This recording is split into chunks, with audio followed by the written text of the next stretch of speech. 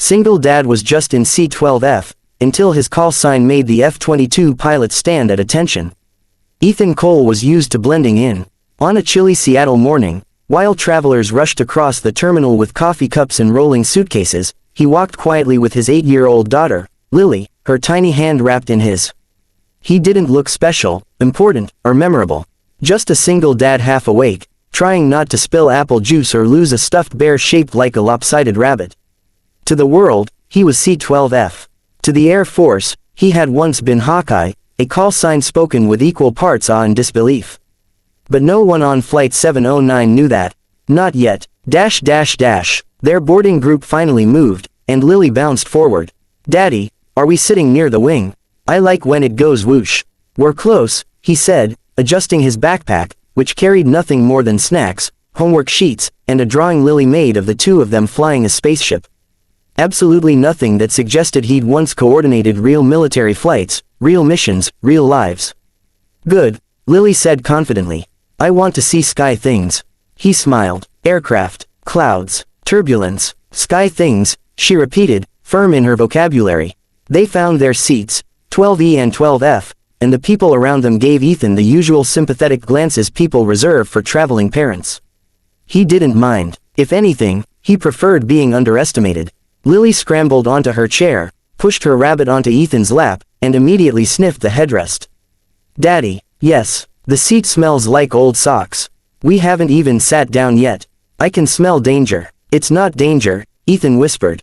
"It's just airplane smell." "No," she insisted. "It's sock smell." Several passengers laughed. Ethan tried not to. Despite everything he had lived through, desert nights, coded distress calls, the echo of helicopter blades over enemy territory, nothing challenged him like traveling with his daughter. As they settled in, Lily pressed her forehead to the window. "Daddy, look, jet planes." Ethan turned instinctively, and for the first time all morning, his heart stumbled. Two F-22 Raptors sat about 500 meters away, sleek and coiled with quiet aggression. The morning sun hit their metallic bodies, giving them a ghostly silver glow. Why were Raptors parked so close to a commercial runway? That never happened. Not without reason. Lily squealed. "They look like metal sharks." "They do," he said softly. He stared for a moment too long. F-22s belonged to units that handled high-precision, high-risk operations. The last time he had seen two of them on standby was during a covert extraction mission, a mission that ended with Hawkeye being recommended for a medal he refused to accept. That had been 5 years ago, and he had promised himself it would stay in the past.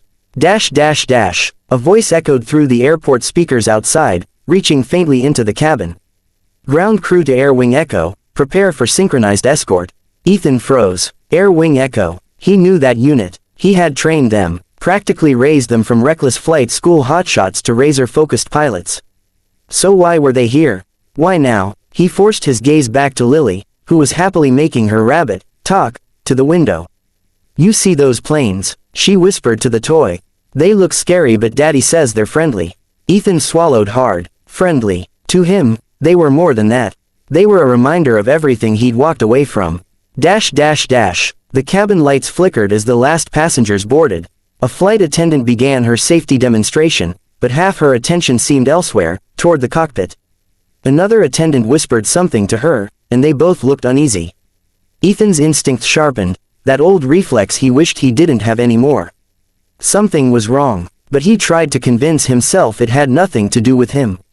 Millions of people flew every day. Military jets flew training routes all the time. There was no reason, absolutely none, for today to be different. He inhaled, steady and deep. "You okay, Daddy?" Lily asked. "Yeah," he said, "just thinking. About the sock smell." He laughed. "No, Peanut, not about the sock smell." But his shoulders were tight, his mind racing through scenarios he didn't want to revisit. His old life was over. His missions were done. No one would be looking for Hawkeye. No one should even know where he lived anymore. Just as the plane prepared to push back, the intercom crackled. "Flight 709, please hold position. Awaiting classified clearance." Classified. The word hit him like a punch. People groaned at the delay. A businessman muttered something about government bureaucracy. A mother complained her connecting flight would be missed. But Ethan didn't hear anything beyond the hammering of his own pulse. Classified clearance on a civilian flight. That was impossible unless there was someone on board the military needed to reach. Someone important, someone unexpected, someone they couldn't locate through normal channels. His mouth dried, but he was just a dad on a trip with his daughter. Nobody would be. No, he forced the thought away. 5 entire minutes passed, tense and slow. The pilot stepped out of the cockpit, spoke quietly to a uniformed officer who had boarded through the front. Whatever they said made the pilot's eyebrows rise in shock. The officer left. The pilot returned. Ethan's stomach twisted. Something was very, very wrong. Finally, the pilot's voice came over the intercom. Ladies and gentlemen, thank you for your patience. We are cleared for departure. Passengers cheered weakly. Ethan did not, because the moment the plane began to taxi, the two F-22s moved too, perfectly synchronized, wings angled sharply as if preparing to escort something. Not threaten, protect. His breath caught. No, he muttered under his breath. This can't be. Lily leaned her head against his arm, drifting to sleep without a care in the world. He wished he could do the same. With each meter of runway they covered, the weight in his chest grew heavier. Memories flashed. The soundless coordination of elite units, encrypted briefings, jets roaring overhead during covert rescues. It all felt like it was happening again. He watched through the tiny oval window as the Raptors positioned themselves, one slightly ahead of the commercial plane, one behind. An escort formation. For who? For what? His pulse pounded. Hawkeye, a voice whispered in his memory. You always see things first. He clenched his fists. He didn't want to see anything anymore. The engines roared. The commercial jet sped down the runway. The F-22s matched pace like shadows. And then, as the plane lifted into the air, the captain's voice came over the speakers again. This time, softer, respectful, almost trembling. Ladies and gentlemen, the United States Air Force requests the presence of passenger Ethan Cole, seated in 12F, at the front of the cabin when he is able. Silence fell like a heavy curtain. 30 pairs of eyes turned toward him. Lily blinked awake. Daddy, why is everyone staring? But Ethan couldn't answer, because outside the window, both F-22 pilots dipped their wings in unison, a formal salute in midair. Not to the aircraft, not to the captain, to him, to Hawkeye, a ghost they thought they had lost, a ghost they had somehow found. And now, they wanted him back. Single Dad was just in C-12F, until his call sign made the F-22 pilots stand at attention. Every eye in the cabin was fixed on Ethan Cole. Some passengers whispered, others simply stared, a few looked terrified, as if having someone the Air Force personally summoned might somehow endanger them. But Ethan barely heard anything. His pulse hammered in his ears, drowning out the world. Lily tugged his sleeve. Daddy, what did he say? Why you? His throat tightened. He forced a calm smile. I'm not sure yet, Peanut. But he knew. He knew even before the captain said his name. He knew from the Raptors outside the window. He knew from the synchronized motion, the subtle salute, the classified delay. Someone, somewhere, had pulled a string he thought he had cut forever. Someone had called for Hawkeye. As he unbuckled his seatbelt, a flight attendant rushed down the aisle toward him. Mr. Cole, please, right this way. Her voice trembled slightly, not with fear but with reverence. She moved as if escorting a general, not a man with a worn teddy bear stuffed into his sweatshirt pocket. Ethan stood, heart pounding, and Lily immediately abandoned her seat. I'm coming too, Lily, he whispered gently, stay here, okay. I'll be right back. No, she insisted, eyes wide. I don't want you to go alone. A pang stabbed his chest. Every mission he'd flown, every night he'd missed, every birthday he'd watched through a video call, all of it weighed heavily now. He knelt. I promise, I'm not going far. I can still see you. And I'll be right back before a rabbit even wakes up, okay? She eyed him suspiciously but finally nodded. Okay, but don't go missing. Those words hurt more than any battlefield wound ever had. I won't, he said softly. He walked toward the front of the plane, the murmurs behind him swelling like a wave. Why him? Is he some kind of criminal? No, the military doesn't escort criminals with Raptors. Then who the hell is he? He ignored all of it. When he reached the galley, the captain stood there waiting, uniform sharp, posture rigid, eyes wide with a mix of shock and respect. Sir, the captain said quietly, I apologize for the unusual procedure. But, Your presence has been requested by Air Wing Echo Command. Ethan inhaled slowly. I'm retired. Yes, sir, the captain said carefully. They're aware. He frowned. Retired personnel didn't get escorts. They didn't trigger classified delays. They certainly didn't make elite fighter pilots salute mid-flight. What's going on? Ethan asked. The captain hesitated. Then he reached into a small compartment and pulled out a military communicator, one Ethan hadn't seen in 5 years. We were instructed to give you this. Ethan's pulse spiked. A cold, metallic device. A secure transmission pad. Hawkeye, the captain added quietly, they said you'd know how to use it. The name hit him like a blow. No one on this plane should have known that call sign. He took the device, already knowing what he'd find before he turned it on. The screen flickered to life with a single line of encrypted text. Hawkeye. Code Black initiated. Authorization required. Standing by. His breath caught. Code Black. He'd only seen that phrase twice in his career. Once during an international hostage crisis. Once during a downed classified aircraft incident that nearly sparked a war. Code Black wasn't a request. It was a last resort summon. Why me? He whispered, but he already knew the answer. Because Hawkeye had never failed a mission. Because he saw patterns others didn't. Because when things went wrong, really wrong, command always turned to the one man who had predicted disaster before it happened.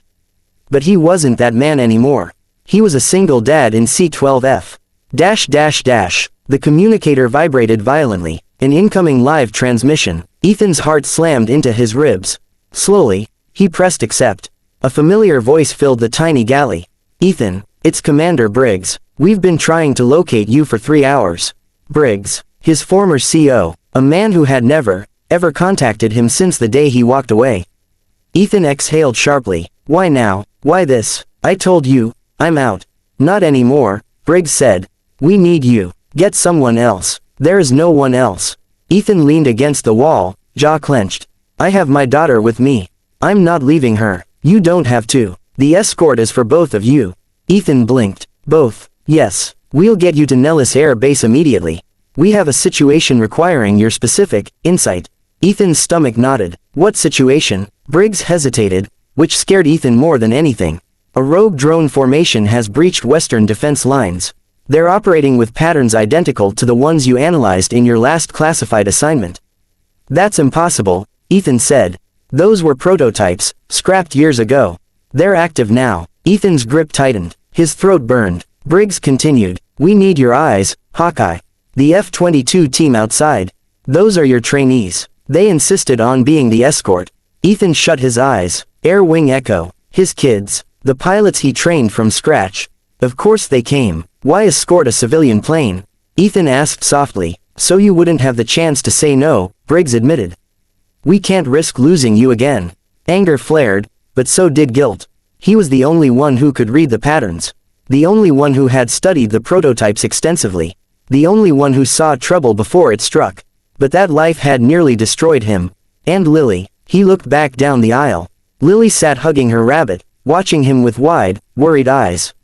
He couldn't abandon her. Not again. He raised the communicator to his mouth. Briggs, I can't leave my daughter. She's all I have. Briggs replied instantly. Then she comes with us. Safely. Fully protected. Hawkeye, this isn't a deployment. It's an emergency consultation. Ethan swallowed. What's the fallout if I say no? Silence. Then Briggs said heavily. Then we lose half the western corridor by nightfall. Ethan's chest tightened painfully. Ethan, Briggs added, voice softer now, I know what we're asking. But sometimes the world only has one chance. And sometimes, one man makes that difference. His hand shook. He hated that Briggs was right. He hated that Lily was watching. He hated that Hawkeye wasn't as dead as he'd hoped. But he also knew something deep, painful, and undeniable. If he did nothing, people would die. Maybe thousands. Maybe more. He couldn't live with that. Not again. Ethan clicked off the communicator. He walked back to Lily quietly, every step heavy. She looked up as he sat beside her. Daddy, are you going away? He shook his head. No, Peanut, we're going together. Some people just need my help for a little bit. Are you in trouble? No, he whispered, brushing her hair back. I think I'm finally doing the right thing. She nodded, trusting him without hesitation. Rabbit says he's ready, she added. A small laugh escaped him despite everything. He pressed the call button. The flight attendant returned immediately. "Ma'am," Ethan said, voice steady, "tell the captain we'll comply." She nodded, understanding the gravity she couldn't comprehend. Outside the window, the F-22s shifted formation, preparing to guide, protect, escort. The world believed Hawkeye was retired. They were wrong. He fastened Lily's seatbelt. "Hold on tight," he whispered. "Are we going on an adventure?" she asked. Ethan looked out at the Raptors, their wings gleaming like blades. "Yes," he said softly. "And I think the world needs us for this one." As the plane adjusted course and the escorts flanked them more closely, Ethan Cole, the quiet, tired single dad in C-12F, took a slow breath. Hawkeye was back, whether he wanted to be or not.